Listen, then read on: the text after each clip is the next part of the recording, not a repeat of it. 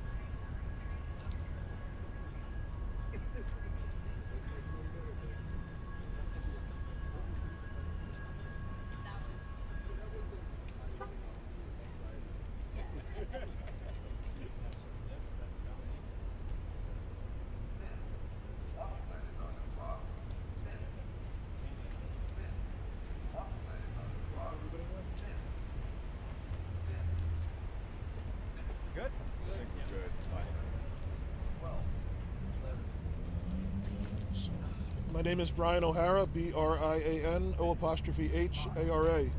I am the Minneapolis Police Chief. About 12:23 last night, Minneapolis Police received a 911 call of a hit and run at the corner behind me. Police officers, firefighters, and EMS responded to this location and found half a dozen people injured from a hit and run. People at the scene were triaged and they were transported to Hennepin Healthcare. One person, a 16-year-old female, was pronounced deceased at the hospital. An adult remains in critical condition at the hospital. The others, thankfully, have non-life-threatening injuries. Shortly thereafter, officers began receiving calls from the community regarding the vehicle that struck those individuals. With the assistance of the Hennepin County Sheriff's Office as well as the Minnesota State Patrol, Minneapolis police officers were able to make an arrest on the 2300 block of Bryant Avenue North of the individual who struck these people here. The information in this investigation continues to be preliminary, but what we have at this point is we believe a physical fight occurred at this location prior to the 911 call. It involved teenagers and teenage females and other people who were here. It appears that the suspect who drove the vehicle injuring these people was present during that fight. At some point, that suspect got in an SUV, backed up down Hennepin Avenue, and drove into a crowd that was between the sidewalk and the roadway of at least a dozen people. The video of this incident is absolutely horrific. There aren't words to describe how tragic and senseless it is to lose a 16-year-old female over something like this. However, we are thankful because it's clear we could have had more fatalities and more people injured. There were at least a dozen people in the immediate path of the vehicle as the person drove through the crowd, but thankfully no one else was injured. We will continue to investigate this incident, as senseless as it is, and try and determine what the motive for this could possibly be with Minneapolis police investigators as well as with our law enforcement partners. And we're asking other people from the community that may have information related to this event to contact Crime Stoppers and to please provide us that information. But again, tragically, there's a 16-year-old female that's dead. There's one adult that remains in critical condition in the hospital, and 4 others that have serious but non-life-threatening injuries.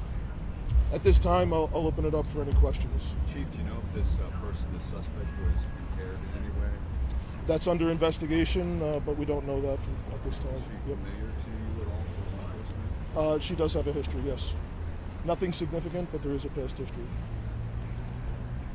Was it far away that your officers tracked this car? Was it From here to the 2300 block of Bryant Avenue North. And it was within about an hour of the incident that there was an arrest. Have other people involved in that fight been cooperative, speaking with investigators? We have a number of leads that we are working through, as well as a number of surveillance and cell phone video evidence that we're going through. Do you think there could be more arrests to come? There could be more arrests. There was obviously an altercation before this. However, it's clear that the person under arrest and being booked for murder is the one that's responsible for driving the vehicle through the crowd. However, there was a fight before this where it does appear that at least one female was injured significantly prior to being run over. So we're obviously investigating that incident and everything else that precipitated this. Was that the victim who lost their life? We don't know.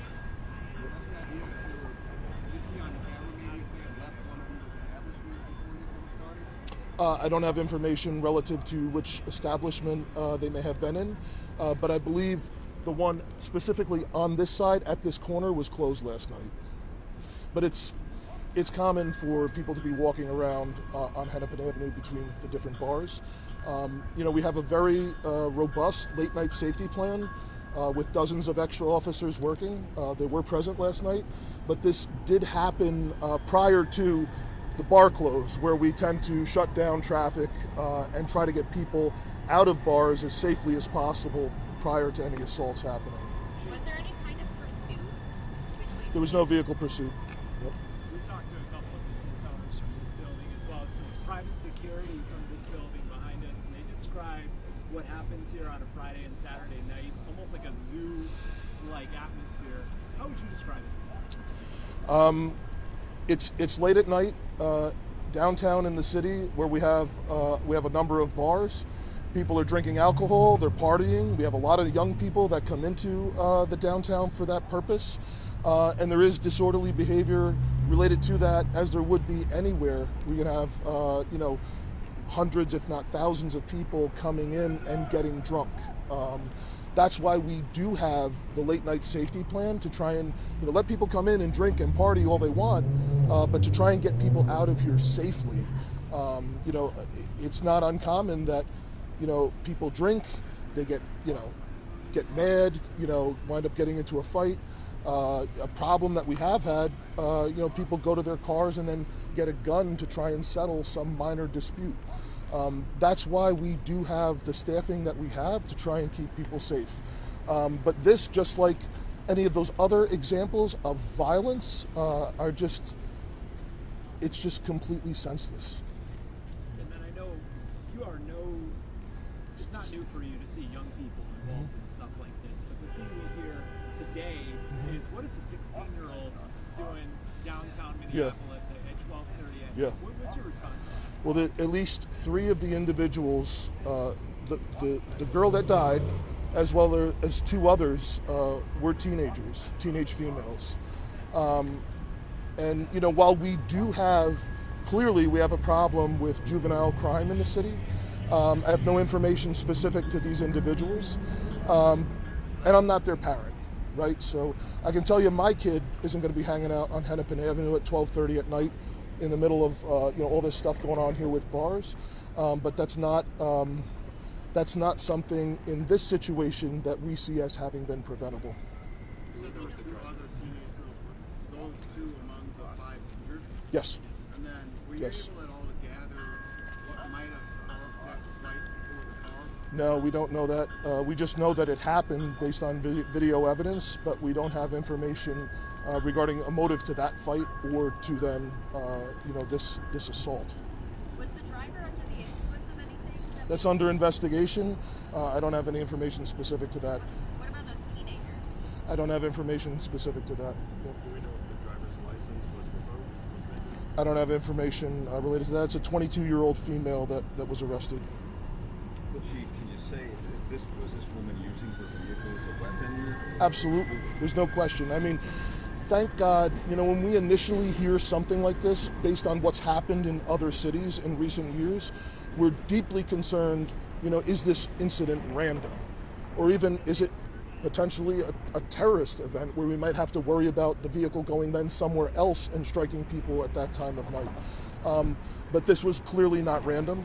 This individual was present for that fight that was happening with the crowd of people. So clearly targeted by this person, as senseless and inexplainable as that is, it is not random. I think somebody might ask this, but any idea if she knows the victim, the woman? We don't know that at this time, but it's clear she was present with that group. Jake, this was caught on video. That video is circulating on social media. When you have that happen, where something like this so sensitive is now out there, how does that change things either for your investigation or just, what's your takeaway when you see that starting to be shared? Because I know the fact it was recorded has a lot of people paying attention. Sure. I think there's actually multiple videos that are probably out there on social media, private videos, as well as videos from public and private cameras here. There's a police trailer camera right there. I would just say this incident in general shows how important it is for the Minneapolis police to be prepared for any possibility at any given time. And I'm just incredibly thankful that our police officers so quickly jumped into action trying to save lives here, but also with our law enforcement partners to track down this person and bring them in. But clearly it shows that we need to be prepared for any possibility at any given time. Thank you. Thank you. Let the train go by here and then I'll flex a lot.